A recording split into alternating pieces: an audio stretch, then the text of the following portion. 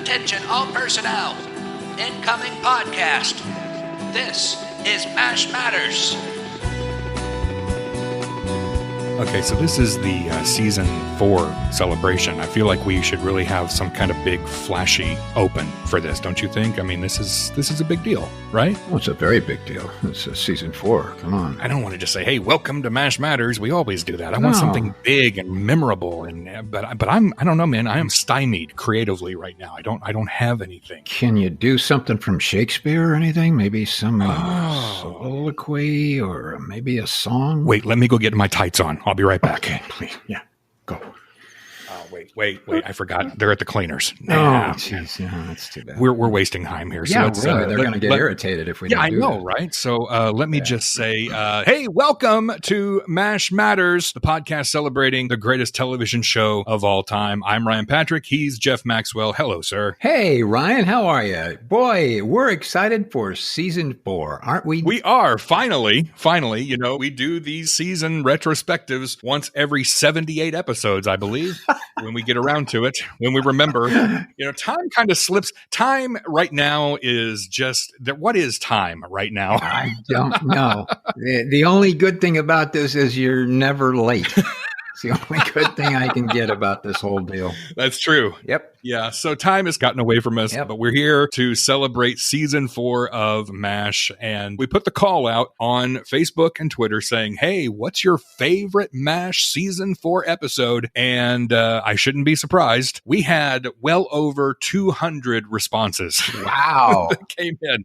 I mean, I wish that we could read all of them. I really do. Yeah. But we've gone through and we've picked out some that we're going to read to try to give a little bit of love to a lot of different episodes this season. This season, by the way, is stacked. Yeah. Wow. What a season. Let me just run through the titles of the episodes from season 4, and then we will jump into the listener comments. Here is the murderer's row of episodes from season 4. It starts with Welcome to Korea, then Change of Command. It Happened One Night, The Late Captain Pierce, Hey Doc, The Bus, Dear Mildred, The Kids, Quo Vadis, Captain Chandler, Dear Peggy, Of Moose and Men, Soldier of the Month, The Gun, Mail Call Again, The Price of Tomato Juice, Dear Ma, Der Tag, Hawkeye, Some 38th Parallels, The Novocaine Mutiny, Smilin' Jack, The More I See You, Deluge, and The Interview. Holy moly. One great episode after another. I think season 4 was a particularly outstanding season. They were always good after that, certainly, and there were a lot of good ones before that.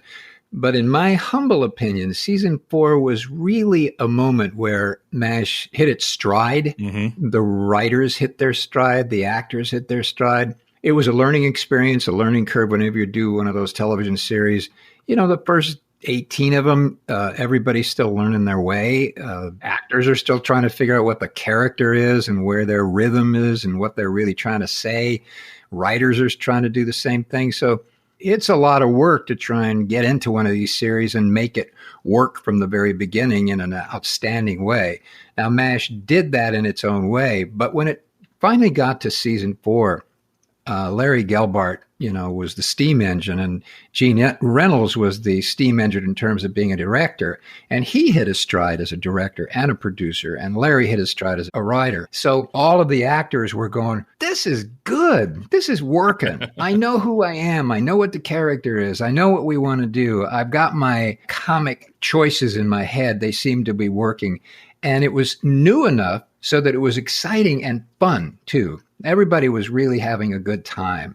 So it was kind of like a birth of everything and everybody's approach to what they were doing. So in my humble opinion, that's why I think season 4 was filled with so many really, really good shows. You take into consideration, too, the creative jolt with the changing of the guard. Henry and Trapper are gone, and here comes BJ, and here comes Colonel Potter, and the tone of the show completely changed, too. It started changing with the introduction of these two characters. I think these two characters grounded the show in a way where it wasn't hijinks at the front. It was more grounded because, BJ brought a certain level of humanity and stability and morality with his character. And then you have Colonel Potter, who is the complete opposite of Henry Blake in every way. Not knocking Trapper or Henry, because I love Henry and Trapper, but it was just something different and something new and exciting. And I'm sure that added a little jolt of energy too. Undoubtedly, yeah. Everybody, the cast that was there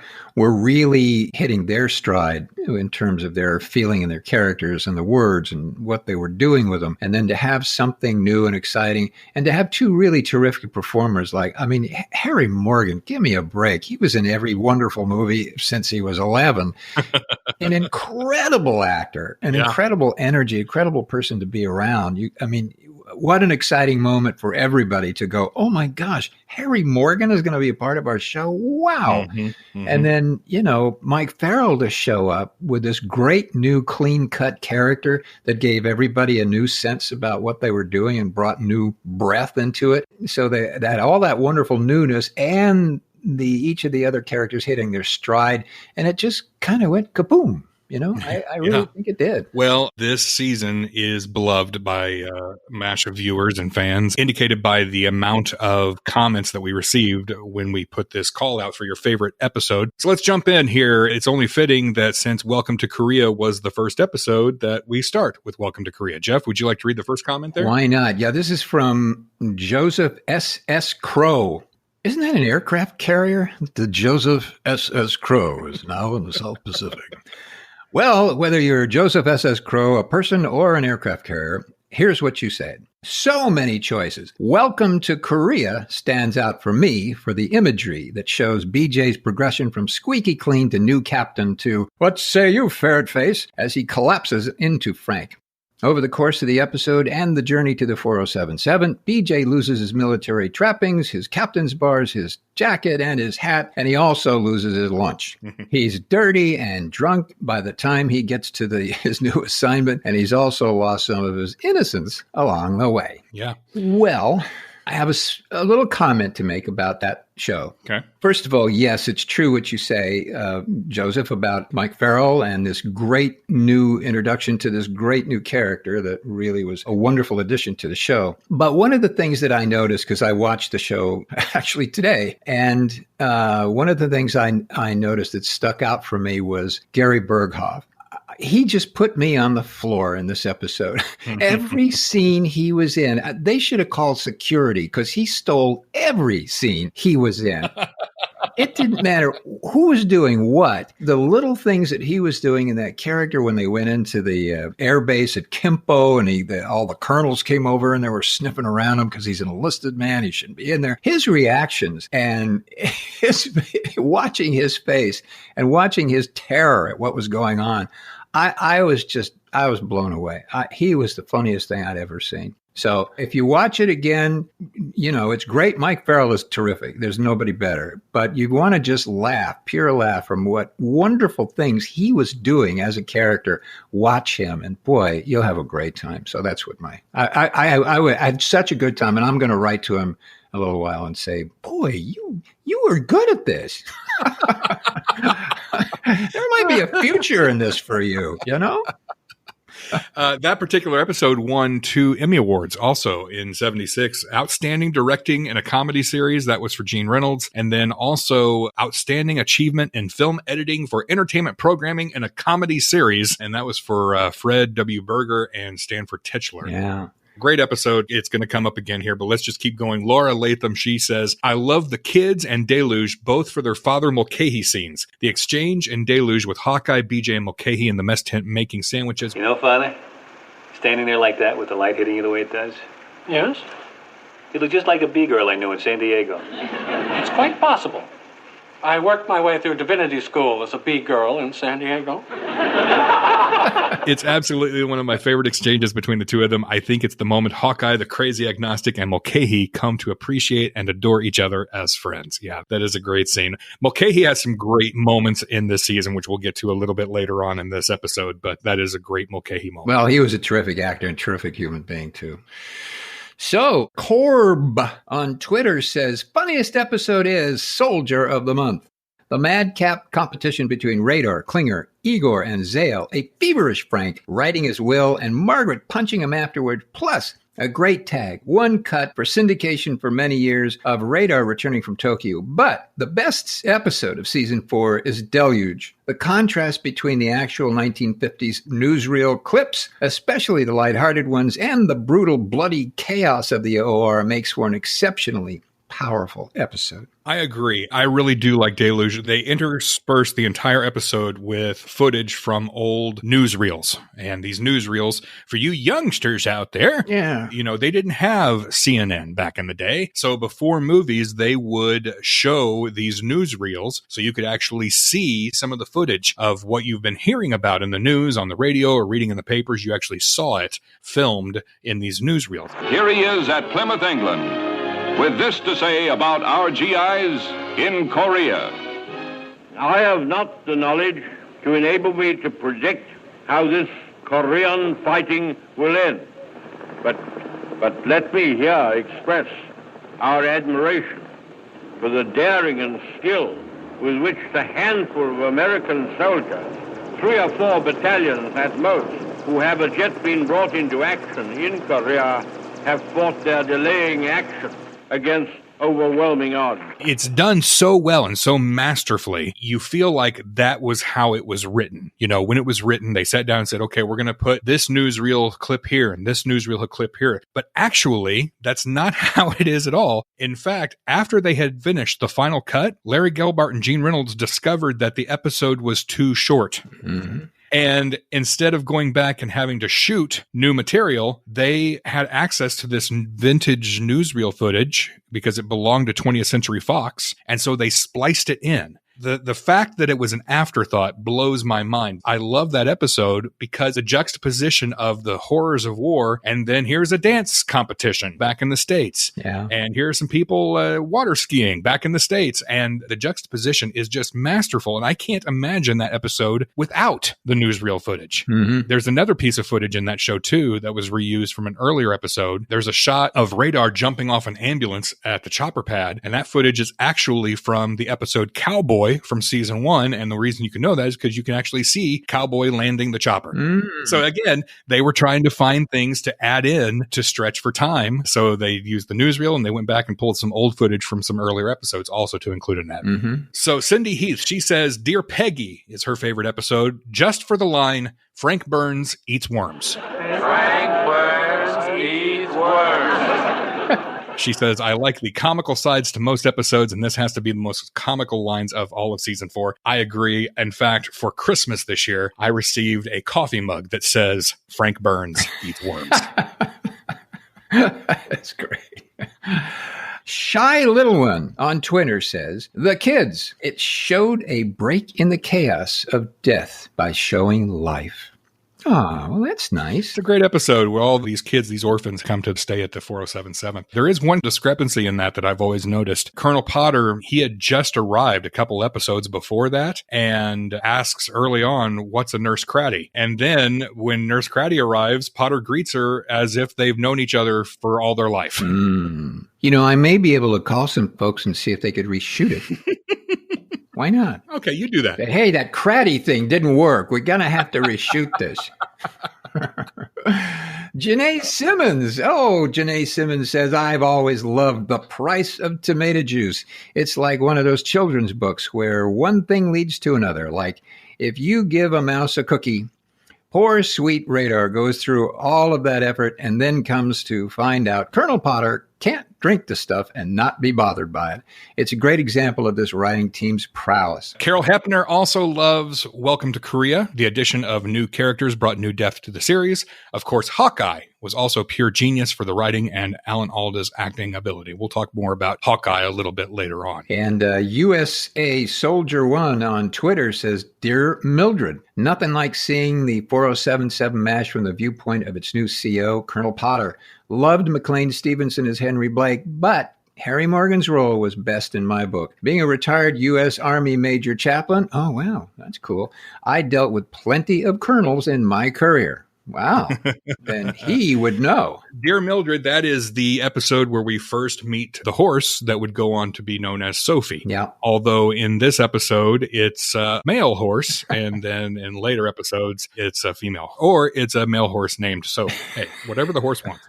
But I found out that a total of 4 different horses were used in this episode to represent the one horse. And I don't know why. I mean, Jeff, when Sophie was a character on the show, was Sophie the only horse on the set, or did they have multiple Sophies? Well, one of the Sophies could never remember the lines at all.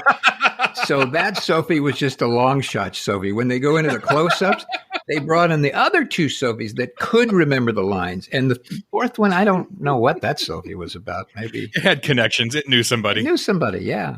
Yeah. No, horses, they do different things. Some of them are a little skittish. Some of them are happy to go in a sound stage. Some of them, won't go in a sound stage. Some of them are very good rideable horses, and others are just good standing there looking nice horses. So it depends on, I think, in what the scene was and what they were going to do, that they would have all these horses there. It was like babies. If you have, shooting a baby in a series, you got to have 6 or 7 babies that kind of look the same, because one of them will cry and one of them will throw up and one of them will run away or something. So you got to have multiple babies to get a couple of shots, depending on what your needs are. I would assume that's what it was, why they had 4 Sophies. Yeah. I had 4 Sophies once, but I got some ointment, took it right away. Hey.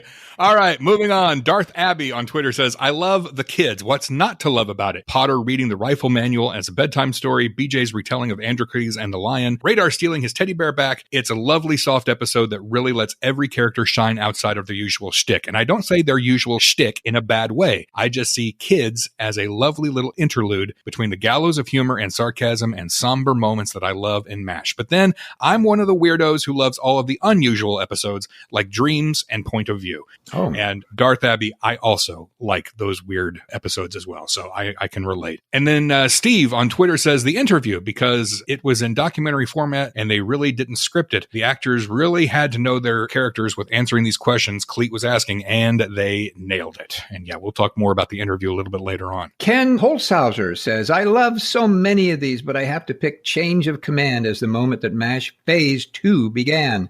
Potter and BJ immediately click with the cast, and the tone and feel of the show evolves. That's for sure. It sure did. Yeah. First, I want to say Ken Holzhauser has been posting some amazing sketches that he's been making of the MASH cast on Twitter. So look for Ken on Twitter and check out some of those great sketches. But Change of Command, that is the episode where Potter arrives. Now, Potter actually arrived at the tail end of the previous episode, Welcome to Korea. They tagged that episode with his arrival, but the actual scene itself then took place in this episode, Change of Command. And it's interesting. In the previous episode, they announced the date of his arrival, which was September 19th, 1952. This episode, Change of Command, aired on September 19th, 1975. Wow. This is also where we hear Frank call Igor a sergeant. No, Sergeant.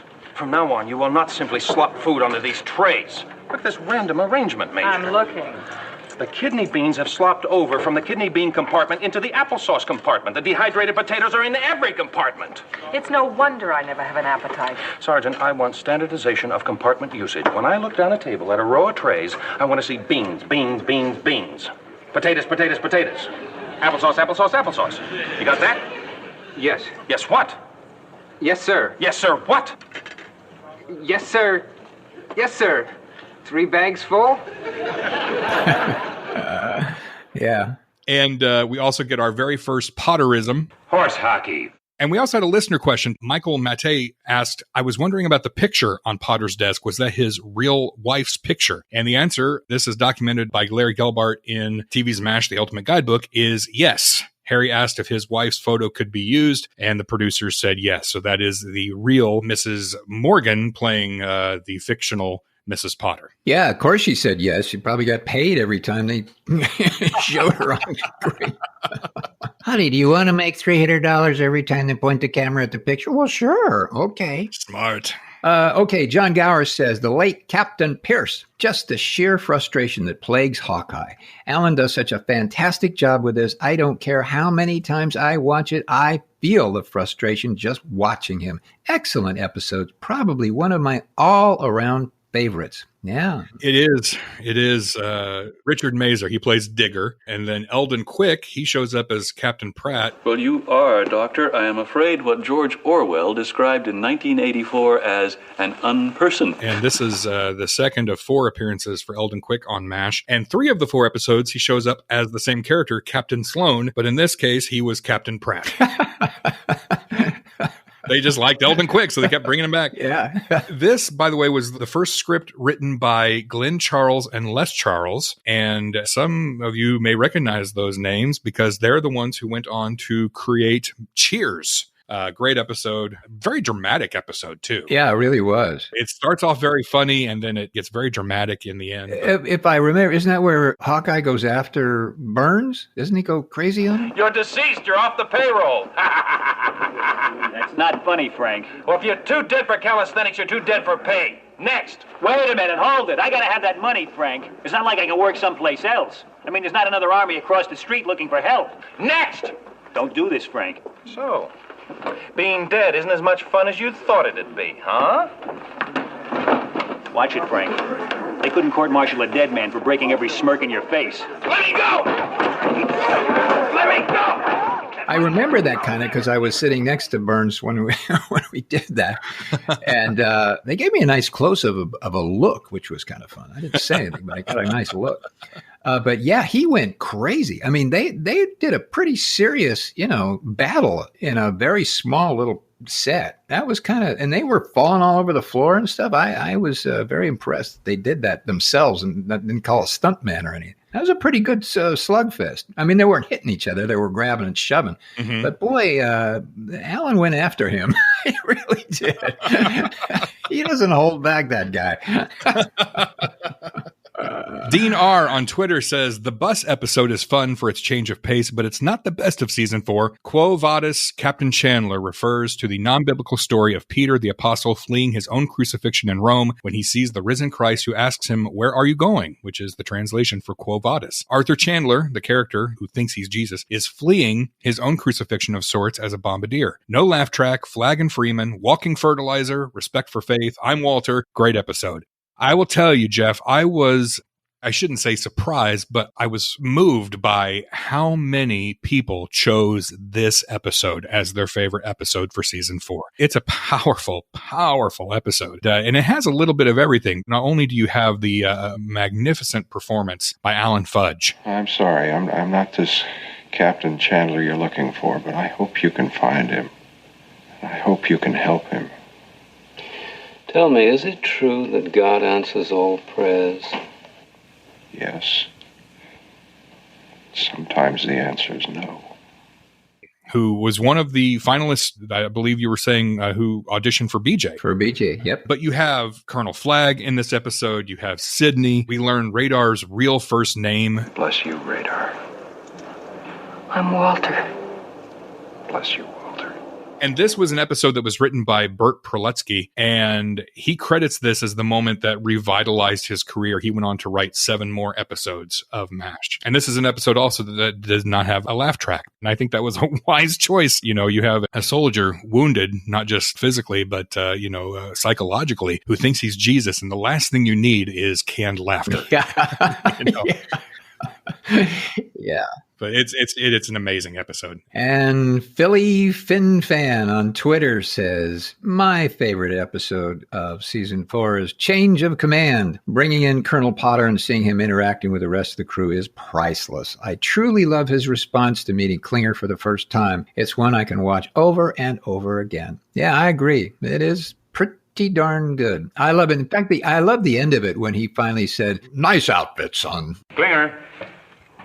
Nice outfit. Well, thank you, sir. It's from the Shirley Temple collection. I love that. All of a sudden, what a great guy to do that. Great moment. Rosalie on Twitter says, the interview. And she says, this was the first episode my dad ever showed me right after eating at Paco's, too. Man, that's like 2/3 of the MASH trifecta right there. Watching your first episode ever after eating at Paco's, Rosalie, your dad was doing it right. Yeah, really? Wow, that's terrific. Okay, Kate Emily says, The More I See You is one of my favorite episodes of the show because it paints Hawkeye in a totally different light. The audience has come to see him as a playboy, but this time we see him come face to face with perhaps the only woman he ever loved. There's been no one since you, faint copies at best. I got over the hate, but I never got over the love. You can't help but feel his pain. And it's clear that Blythe Danner's character knows Hawkeye on a level no other woman has, and it makes her a human character. The audience doesn't hate or love her by the end of the episode when she puts in a transfer. There's an understanding that this is how it has to end. Hawkeye will always put medicine first and the woman he loves second. Kate, I agree. This was one of the most interesting moments of my MASH career because I happened to be there and watch this scene. There was a scene between Blythe Danner and Alan, and they were doing it, I guess, in her tent. And it was the dramatic scene of the show. And I sat there and my mouth dropped open because they were both so good and so delicious and worked off of each other so beautifully.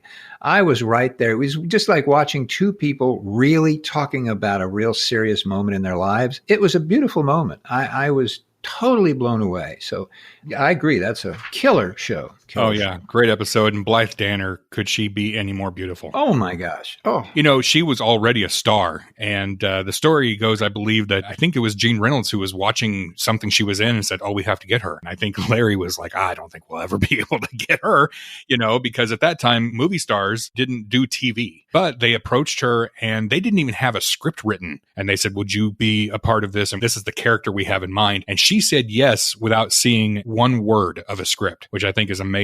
And I think it's a true testament to Larry Gelbart and Gene Reynolds to be able to flesh out a character before they even create that character on paper, to be able to tell her exactly who this character is and for her to feel comfortable being a part of it. Yeah. And one thing I love about that episode, The More I See You, I think it's the first time that we truly see vulnerable Hawkeye. Mm-hmm. We've never seen Hawkeye get flummoxed. We've never seen him where he's at a loss for words. Right. She comes in and completely knocks him over, and we had never seen that before. I love seeing that part of Hawkeye. Yeah.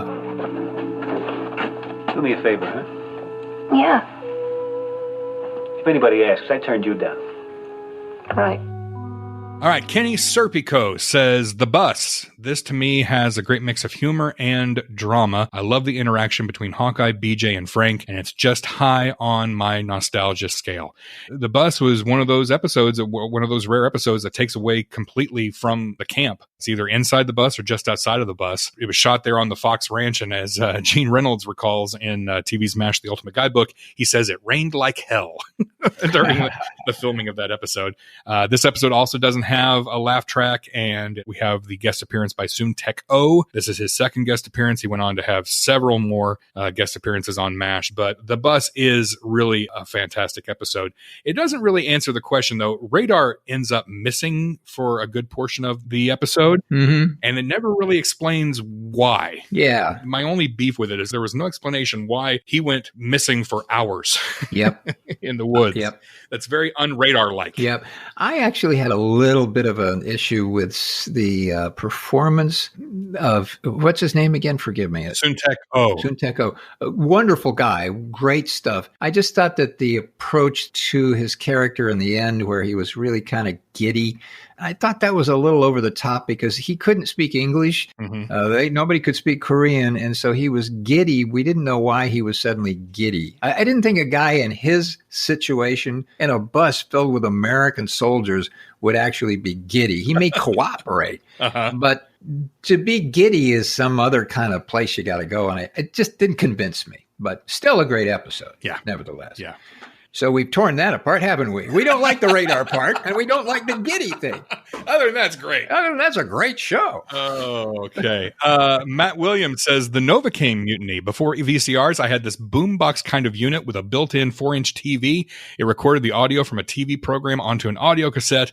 I was able to listen to that episode as I went to sleep many, many times. He said that was when he was about 12 years old. Yeah, the Novocaine mutiny isn't interesting because it's kind of a he said episode that's got Frank his story of Hawkeye's mutiny, and then Hawkeye telling the real story. Interesting little note about this episode. It was written by Burt Perletsky and directed by Harry Morgan. Burt Perletsky had written a number of episodes many years before of Dragnet. And of course, as you may know, Harry Morgan was a cast member of Dragnet. So this was kind of a reunion of those two. This episode also features a room in the 4077 set that we have never seen before and will never see again. And that is the meat locker.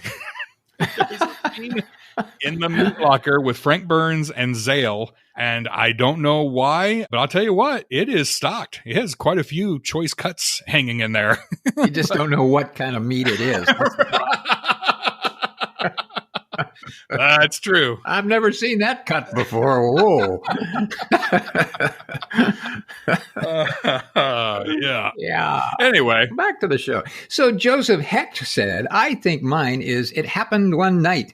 The new team members had settled in, and it was really the first look at them at work. Also, the first few cracks in Margaret and Frank's affair were beginning to show. All right. That was a fun show. It was written by Larry Gelbart and Simon Muntner. And Simon Muntner was the cousin of Hy Averback, who was one of the frequent MASH directors. Really? I did not know that. How about that? Wow. Yeah. Huh. How about that? I wonder how he got his job. It pays to have connections, doesn't it? He was actually going to be the fifth horse on the set, and his part got cut. They felt bad, so they brought him back and said, hey, you can help write this episode. Simon, can you go... Sure I can. Do you want to be the front, or do you want to be the back? Okay. Monica O'Brien says, mail call again. Probably has one of my favorite scenes with Klinger and Potter, where Klinger says his two brothers died. Also, what has probably my favorite Frank line. Everything okay at home, Frank? Fine. Yeah, the crabgrass is in bloom and the cat had puppies. Yeah, that's a funny line. Good episode. And Clint Richard says, Deluge is simply incredible. Would be a powerful short film on its own. The juxtaposition of Triage and the dancers was heartbreakingly beautiful, and that final image is forever haunting. Mashaholic on Twitter says, Dear Ma, I like the simple and humble nature way Radar writes his mom, telling her what is going on. It's a unique perspective. Yes, it is. And then Samantha Marshall says, I like the gun. Anytime Radar is drunk, it's a good time. Drunk Radar is great. And I think he's at his drunkest in this episode. Yeah. There's a moment, though, in this episode, in the gun. He tells a story about how he spent 16 hours and $24 in a photo booth just so he could send a picture of himself in uniform to each of the 400 students at his high school. So this is a story that he tells. However, this story is cut out of the syndicated version. So then later, when Drunk Radar shows up and confronts the colonel and says, My name is Radar O'Reilly. I'm the guy who had his picture taken for 16 hours for nothing on account of your gun. Without that story, it makes no sense whatsoever. Doesn't make any sense. No sense. So for years, I only had access to the syndicated version, and I never understood that line. And then when I had the DVDs and I was able to watch the uncut versions, which you can also watch on Hulu, it finally made sense. Oh, I get it now. Yeah. That was always a mystery to me. A lot of Igor got cut out due to syndication. I have syndication scars all over my body.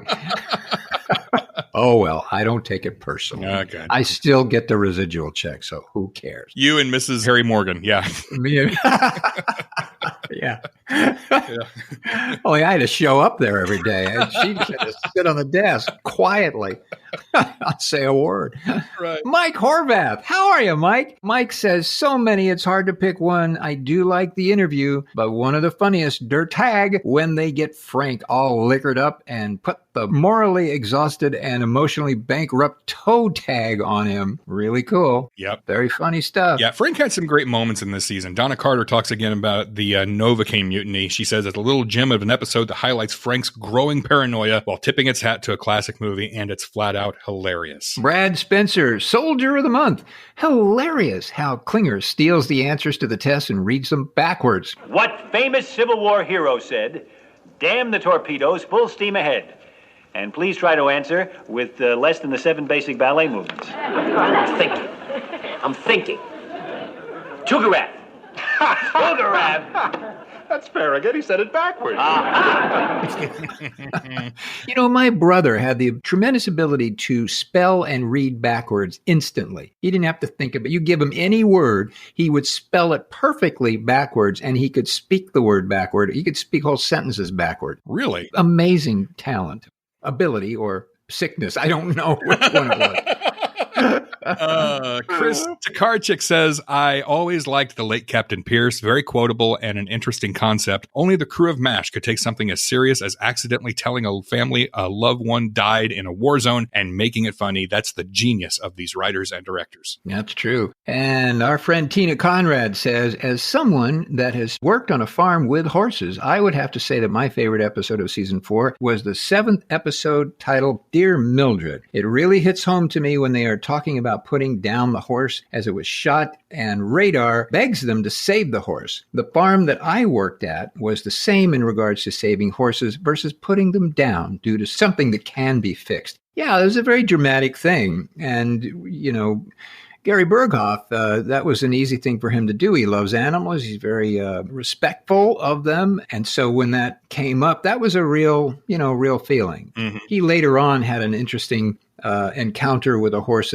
I may have said this already, talked about it, but at one point they wanted to sedate a horse, and he wouldn't let them because the wrangler said, well, this is a really old horse, and if they sedate it, it may never get up. And he was really responsible in preventing them from doing the scene with a sedated horse because he didn't want that to happen. Nobody did, but the wrangler was willing to do it. Yeah. So good for Gary. Wanda Luna says, Dear Ma, it reminds me when my son was in boot camp. I always have tears as Radar ends his letter to his mom. Aww. That is a sweet episode. Yeah. And then Erica Davey says, I have to go with change of command for season 4. The introduction of Colonel Potter, Frank's temper tantrum, and of course the song at the end that Potter, Hawkeye, and BJ are singing while they're drinking after OR. There's a long, long night of waiting until my dreams all come true. Till the day when I'll be coming down that long, long trail with you. It's a perfect sentiment for being away from home and on the front lines. It's the perfect song for Potter's character and that bass voice of his. My husband would like that song as his eulogy, which is weird, I know, but it's moving and poignant, and I can't argue that it would be fitting. I love the podcast and can't wait for the next episode. Thank you, Erica. That's nice. And our friend Stan Peel says, it's hard to pick a favorite, but Hawkeye stands out as a remarkable episode, especially for me, a theater kid who did a lot of impromptu plays and monologues in my room. Wow, that's interesting. I appreciate that they were trying to pull off something unique. A full show as a virtual monologue by one character. They created the perfect setup. Hawkeye has a possible concussion, so he can't drive, but he has to keep himself awake. And they had the perfect actor to pull it off. All defines every beat and mines each moment with honesty and razor-sharp wit. I'm surprised that I see this episode knocked on fan sites as showboating, self-serving, or boring. I think it was brave of them to try such an experiment and brave of Alan Alda to attempt it. It was inspiring and a new reason to love an already amazing show. Stan Peel, I agree with you. Yeah, this is a polarizing episode. When you get on Facebook and you see these MASH groups and people put on there, okay, what's your least favorite episode? This is one of, I would say, 3 or 4 that always seem to come up. I also don't understand the pushback on this episode. I can understand how some people think that it was like an ego trip. It was an ego thing. Alan Alda wanted something just for himself. You know, there's these urban legends about that. And I want to read a quote here. This is from TV's MASH, The Ultimate Guidebook, which I reference a lot. Larry Gelbart, this is something that he wrote. He says, the reason for doing it, because it represented a terrific writing and acting challenge. And by season 4, the challenges were getting tougher and tougher. Alda was very helpful in terms of the script as well. It was not his idea, but he contributed several bits and ideas to the script. While there's many an episode in the first 4 seasons that I think were complete or partial misses, I can't say that I feel the same way about this one. And I agree. I think Hawkeye is a tremendous episode. I do too. I was there during the shooting, and again, much like this feeling I had when I watched Ellen and Blythe Danner do their scene, I was really struck by the ability and talent that the man has. Certainly Blythe Danner has as well, but Ellen is just an inspiring and special human being and special talent. And not everybody could have done that and pulled it off with humor and with honesty and being present all the time. It takes a long time to shoot that thing, and you gotta be there every day. You gotta show up with that every day. You have to match what you've said before, maybe the next day or an hour later or after lunch. And to watch him be able to do that and harness that for that length of time was really inspiring to me as a goofball kid watching an actor do what they did. Yeah. I just went, wow, I don't think I'll ever be able to do that. I mean, I can do stuff too, but I don't think I can do that like he did. Right. It's true. He's really a talent, and boy, you could see it in that show. In my humble opinion. Were you on set because at this point you were still working as his stand-in? I don't remember. Honestly, I may have been. It's possible. I don't remember doing that. I just remember standing behind our sound guy and watching it with my arms folded, being very humbled by what I was watching. So I may have known the show and just gone there because I just wanted to watch it, which I did a lot. Even though I wasn't supposed to be there, and they'd chase me away and stuff. Come on, get out of here, Jeff. But I'd push back and I'd sneak around and I'd stand there and watch stuff that I really wanted to see. And I really wanted to see that. It was an inspiring thing. It really was. I was blown away. It's one of the things that a lot of people get intimidated by actors. And, you have people favorites that you love, and you meet somebody and you go, because you can barely talk. Mm-hmm. And watching Alan Alda do that kind of set the hook for that with me, because I was really impressed, and I've never stopped being impressed since that very day. So it was a remarkable moment. So safe to say, is this one of your favorite episodes from this season? It is one of my favorite episodes from this season. Absolutely. Thank you to everybody who sent in comments and their favorite episodes. I want to read something. This is not one particular episode, but Shelley Blanchard wrote in, and I just wanted to read this. I have been introducing my fiance to MASH via the DVD collection. She says, can I really marry him if he hasn't seen every episode? And she says, we recently finished season 4. I found myself saying, oh, this episode is one of my favorites before each and every one. Lucky for me, the love of my life is also loving MASH, the TV show equivalent love of my life. One more on the endless list of reasons why I said yes. Aw, how sweet. Very sweet. Very nice, Shelley. Yeah. Well, good luck to you both. And we're waiting for our invitation to the wedding. Yeah. We get first class round trip plane tickets. That's right. If there are any planes left, I don't know. We'll send you our rider. We'll send it to you, and you can get all that worked out. Before I get to my favorite 3, I want to highlight one other episode. It's not one of my favorites, but there's some interesting facts, and I don't think, and if you did, forgive me, because if you did, I missed it, and I went through every one of these comments. The episode Smilin' Jack. I don't think it got a vote. Again, if I miss it, I'm sorry. But a couple of things about Smilin' Jack that I found very interesting. First of all, that was the first episode that was directed by Charles S. Dubin, who then went on to direct 44 episodes. The title, Smilin' Jack, inspired by an aviation-themed comic strip called Smilin' Jack that ran in the Chicago Tribune from 1933 to 1973. According to Larry Gelbart, the role of Smilin' Jack was inspired by a real Korean War chopper pilot named Dan Sullivan. Now, the plot detail of the pilot having diabetes, that was added by Gelbart and Simon Muntner. However, a few years after this episode aired, the real-life Smilin' Jack was diagnosed with diabetes. And Gelbart said this was a bizarre case of life being imitated by art, only to have then art be imitated by life, which is so wild. And then the guest star in that episode, Robert Hogan, he played Smilin' Jack. The character of Robert Hogan on Hogan's Heroes, which was portrayed by Bob Crane famously, that character was named after Robert Hogan, who played Smilin' Jack. Wow. Yeah, he was friends with the series creator Bernard Feen, who created Hogan's Heroes. And so he named Robert Hogan after the real Robert Hogan, who played Smilin' Jack. Isn't that something? Wow. I didn't know that. How'd you find that? Where did that come from? That's interesting. From one of my many sources. Don't give up the secret. No, you don't want to do that. You can't reveal your sources. And it might be completely wrong, but you know what? what I've learned through this pandemic right now is that even if you're wrong and you think you're right, you're right. Well, hey, Wikipedia is right every once in a while. True. I think half of your entry is right, and I think half of it is pure fiction. But yeah, totally. It's fun reading. All right, I want to quickly give you my top 3. And again, this is my personal opinion. This is not going to be chiseled in stone. These are just my favorites. If I had to watch certain episodes from season 4 over and over and over again, these are the ones I would watch. Number 3 is The Price of Tomato Juice. I have a soft spot for this episode. I love the episodes where one favor leads to another favor and then leads to another favor. You know, this was a plot device they used in season 1 and for want of a boot. And I don't know. I'm a sucker for those kinds of shows. And because of that, I've always really enjoyed The Price of Tomato Juice. And also, this is the episode where you, Igor, refer to your name as Maxwell. You're losing half your applesauce. Apples don't grow on trees, you know. No, sir. What's your name, fella? Maxwell, sir. Well, you're going on KP, Maxwell.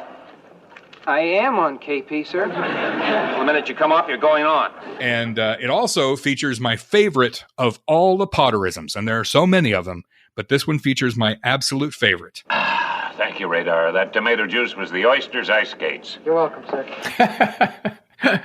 So that's my number 3. My number 2, and I went back and forth with my number 2 and my number 1, back and forth, back and forth. I went ahead and put this as number 2, although it could very well be my favorite. Soldier of the Month. Such a fun episode. I think it's a great episode. If you want to show an episode to somebody who does not know MASH, this is a really good episode because you get a lot of great stuff from the main cast and you also get some priceless stuff from the supporting cast as well. Igor has that great scene with Igor, Zale, Klinger, and Radar with the quiz for Soldier of the Month. And it also features the classic Igor line, Would you do it for me? Would you mind? Let me prepare, please. Give me a moment. I thought there were going to be refreshments here. Yes. Oh, that makes my day. Thank you. Soldier of the Month coming in at number 2. So my number 1 episode for season 4 is an episode that I think is one of the most important episodes in all of MASH, and that is The Interview. Do you see anything good at all coming out of this war? Yeah, me. Alive. That would be nice if I could get out of this alive. That would be great. You've been here some time. Somewhere between some time and eternity. Is there anything from home that you brought over with you to set up for yourself? Creature comforts? I brought a book over. What book? The dictionary. I figure it's got all the other books in it. You know, I like to read the dictionary. Now, this episode was shot in black and white, and they actually had to make an intro at the beginning saying, hey, this is in black and white. Yeah. The following is in black and white. So many people who were watching on their color TV sets, they were afraid they were going to be smacking the side of the TV set trying to get the color to work. But they went ahead and announced that at the beginning. Cleet Roberts, who was a real newsman, gets everybody's feelings about the war. Now, according to Larry Gelbart, some of the portions of the script were written, others were left to be improvised, which I think is absolutely amazing. It's a true testament to the actors in the show that I can't tell what is written and what's not. And for them to be that in tune with their characters, where you can say, improvise, just answer this question as your character would answer it. And for them to do that and do it so well, wow, just unbelievable. And in fact, it features one of the most memorable quotes from Father Mulcahy. When the doctors cut into a patient, and it's cold, you know, the way it is now, today, steam rises from the body, and the doctor will warm himself over the open wound. Could anyone look on that and not feel changed? What a powerful, powerful story. And I had the honor of having lunch one time with Bill Christopher. And I asked him about that. And he said that was his favorite moment of all of MASH, based on real life statements from MASH surgeons. Mm-hmm. Yeah. This was the last episode of the 4th season. This was also Larry Gelbart's final show because he would leave the show after the 4th season. And then in 1997, TV Guide ranked this as number 80 on its list of the 100 greatest episodes of all time. Mm-hmm. One little quick note of trivia. Colonel Potter mentions the silent film star Francis X. Bushman during one of his interview segments. In real life, he was married to Barbara Bushman, who was Francis Bushman's granddaughter. Wow. From 1986 until his death in 2011. And so this episode preceded his marriage to Barbara Bushman. Yeah. You know, from what I understand, and I could be totally wrong, but I think I recall kind of the progression in terms of that script was that the idea was given to all the actors and everybody was asked to write down things that they would like to talk about and what they would say if, you know, they were talking to this interviewer. And I think a lot of them did that. Everybody wrote those ideas and those concepts and those things that they would answer. And then Larry took all that and wrote it as a script. So they were improvising, but improvising from something that they had already created or written to him, and he rewrote it as the actual script. So there was a combination of their input, their improvisation when they created their input, and then his writing of the actual script. I'm not sure it was improvised as they shot it. I don't remember that, and I can't really speak to it. Maybe they did, maybe they didn't, but the improvisation was created by the request of them to write down what they would answer, and then Larry rewrote it as a screenplay or as a teleplay. But I don't know. Maybe they made it all up themselves that day. I don't know. But I think that's the way it worked. It's still tremendous. It's absolutely phenomenal. Amazing episode of television. One thing that's noticeable, Loretta Swit is not in the episode. Yeah. She's also not in the episodes, The Novocaine Mutiny or The More I See You. Now, those were the last 3 episodes of the season that were filmed. They weren't necessarily aired in that order, but they were filmed. And the reason is because she went off to do a show on Broadway. She was appearing on Broadway with Ted Bissell in the play Same Time Next Year, which debuted in December of 75. And it's interesting because Alan Alda then starred in the movie version of Same Time Next Year in 1978 with Alan Burstyn playing the role that Loretta Swit played on Broadway. But, you know, in interviews, Larry Gelbart has always had regrets that he was not able to include Margaret in the interview. Yeah. And so in the book, and I referenced it several times here, TV's MASH, the Ultimate Guidebook, Larry Gelbart was a part of the writing of that book. And he went back and actually wrote new interviews with Margaret, Henry, Trapper John, Colonel Flagg, and even Private Igor. Oh, my goodness gracious. Yes. He went and wrote new interviews that never did appear in the episode, The Interview. And if you ever get a chance to get a copy of that book and read those interviews, they're great. But I thought we would wrap up here, Jeff, by maybe doing a little reader's theater. What do you think? Could we try that? We can. Let me just talk to my agent 1 second. Just okay, sure. Sydney, he wants to do a recording with new dialogue. Can I do that? Okay, I'll have him. Okay, good. Okay, thanks, Sydney. Bye-bye. Say hello to Martha.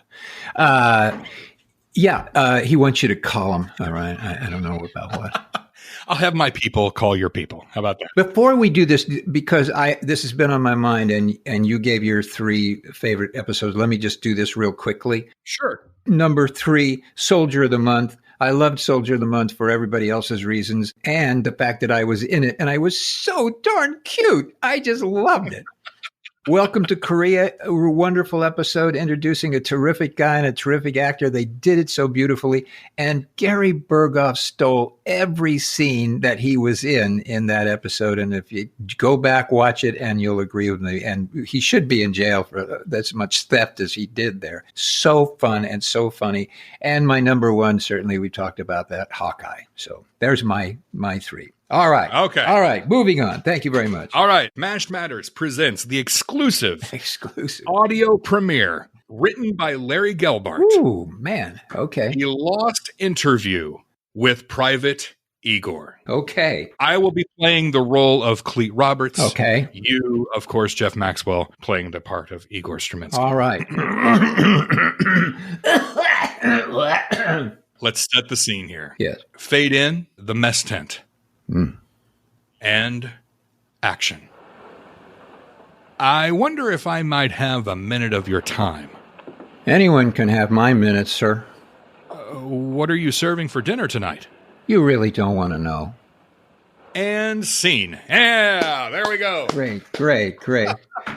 You know, as much as I love Larry Gelbart and as brilliant a man as he is, that wasn't the best Igor scene he could have written. It was a little short, too. It was a little short, and, there could have been better jokes there. But, hey, what are you going to do? Oh, man, that was fun. Thank you for indulging me there. I appreciate it. You want to do take two? I mean, I don't know. If you like that, we can do that. I can only afford to pay you for one. Okay, so here we made it. We made it through season 4. Yeah. And another 27 episodes, we may do season 5. Who knows? But one thing we do know is that our next episode, this is exciting because our next episode features special guest star Jamie Farr. I'm going to listen. You should. It's a pretty good show. Yeah, I'm going to listen. I hear you're really good. I hear there was a lot of chemistry going on that day. And some biology and some math and some English. English. So that's coming up in our next episode. Hey, Jeff, this has been fun. Thank you. It has been fun. All those episodes in season 4, that was great. And I have to admit, I tried to bone up on this because I watched about 7 episodes this morning in preparation. It's like cramming for a test. I did. I was just going crazy. And so I got to enjoy those shows all over again and see what all the fuss is about on this MASH thing. Well, you can start now on season 5 then, and we'll do season 5 down the road. I got all connected with Hulu, so I'm going to Hulu my brains out and watch season 5. Excellent. Until next time with Jamie Farr, here's looking up your old address.